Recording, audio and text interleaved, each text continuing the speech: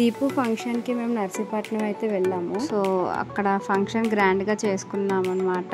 మా డాడీ తరపు చుట్టాలు వచ్చారు, మా అత్తలు బాబాయ్లు పిన్నులు అందరూ వచ్చారు. భోజనంలో ఫుల్ హడావిడి అయిపోయింది, ఫన్ చేసుకుంటే ఎంటర్టైన్మెంట్గా అయిపోయింది.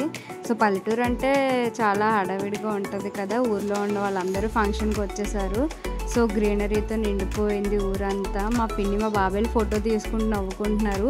ఈ లోపు మంచి క్లైమేట్ ఉంది కదా, వర్షం పడుతుందని చెప్పి మేమైతే ఐస్ క్రీమ్ తినడానికి వచ్చాము. సో మా బాబాయ్ పర్స్ ఫుల్ ఖాళీ చేసేసామన్నమాట పిల్లల గ్యాంగ్ అందరినీ.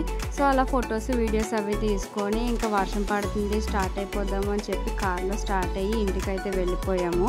సో ఇంటికి వెళ్ళిన తర్వాత చుట్టాలందరితో కొంతసేపు మాట్లాడుకొని నవ్వుకొని ఇంకా జర్నీ చేయాలి కదా, లేట్ అయిపోతుంది అని చెప్పి మేమైతే స్టార్ట్ అయ్యి పెళ్లి కూతురు మా ఇంటికి తీసుకెళ్ళిపోయాము. సో అత్త వాళ్ళ ఇంట్లో అడుగట్టాలి కదా అని చెప్పి మేము తీసుకెళ్ళాము. వీడియో నచ్చితే లైక్ చేయండి.